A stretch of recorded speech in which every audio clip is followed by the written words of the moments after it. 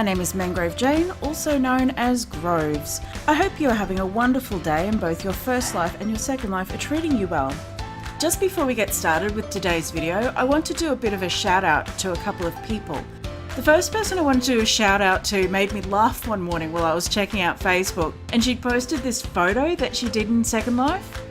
I still chuckle every time I see it, because if you've been in Second Life for any length of time, I can guarantee you have definitely seen some interesting stuff.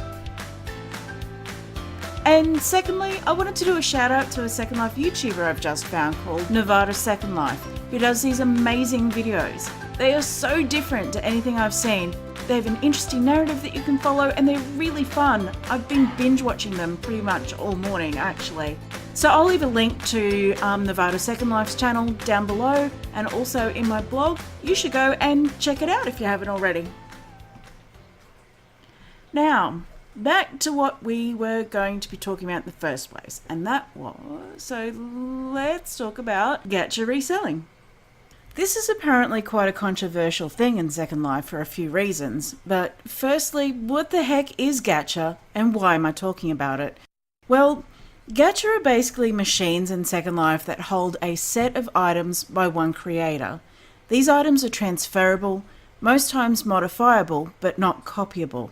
These sets contain common items as well as rares, and you pay a certain amount of lindens to play them for the items you want.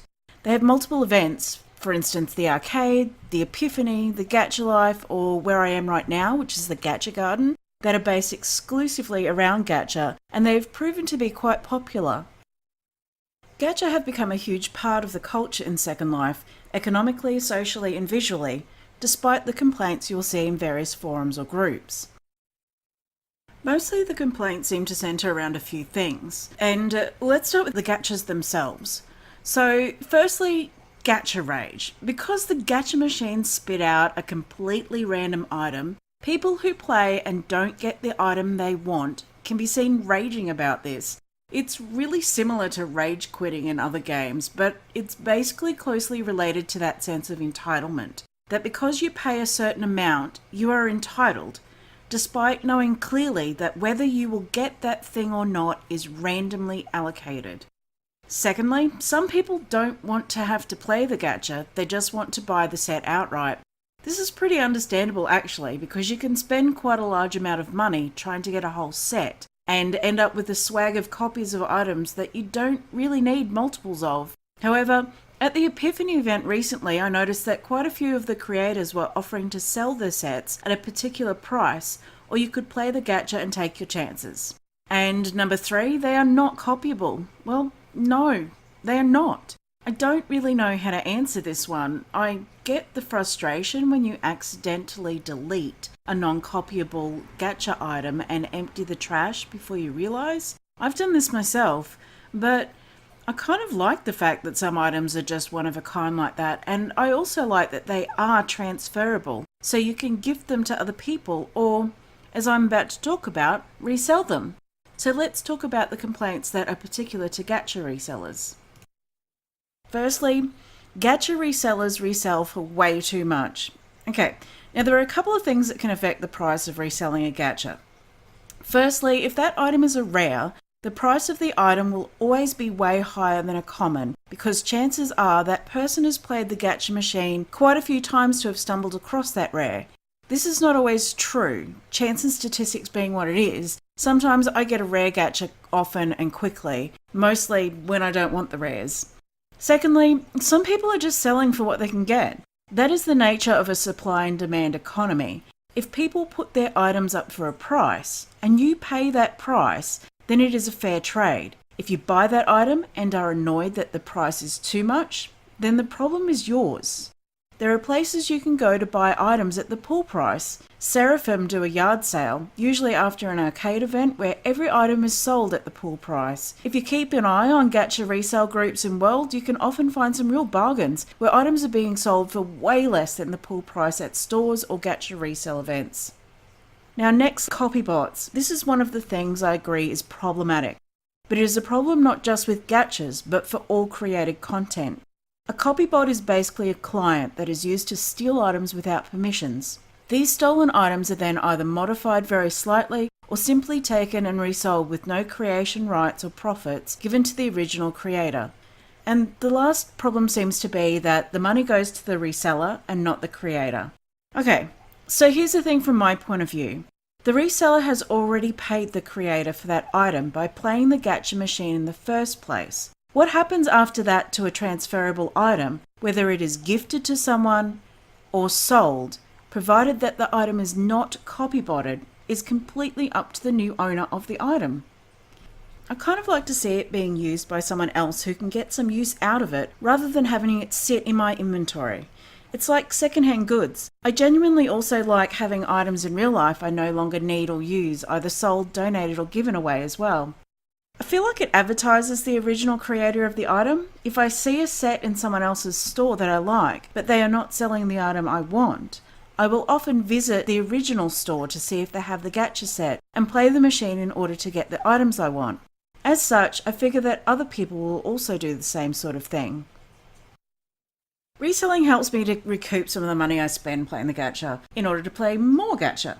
It also means I can afford to pay the rent on my little gacha resale shop. I mostly sell my gacha for the full price plus 10 to 20% for commons. This just helps to cover the cost of my rental space. If the items don't sell within a certain time, I will either just bring the price down or put it in a random machine where they can play for it for 5 or 10 Linden. I do charge more for a rare item depending on what those items are.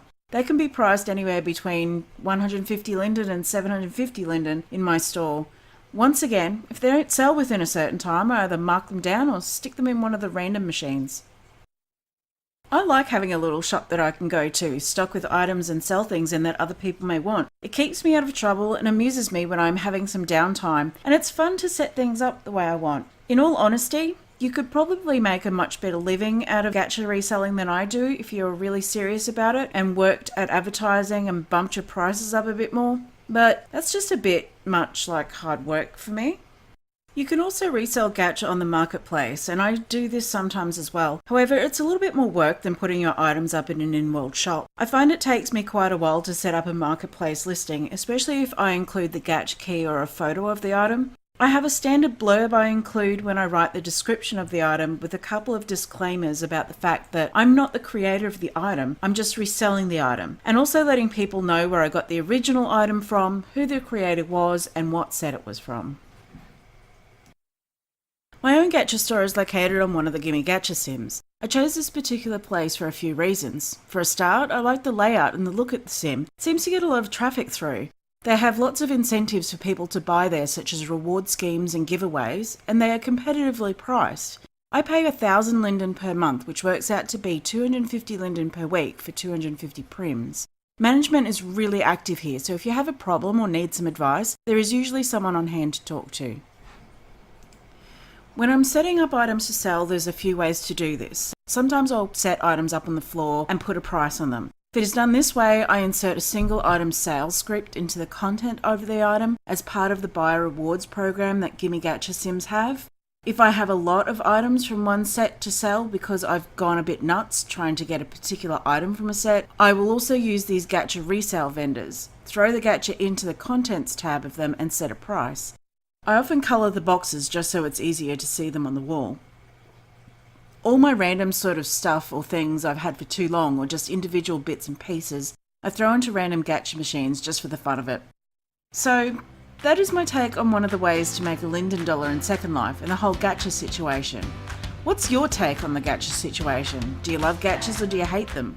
I'd love to hear from you in the comments section down below about what you think about gacha and gacha resellers.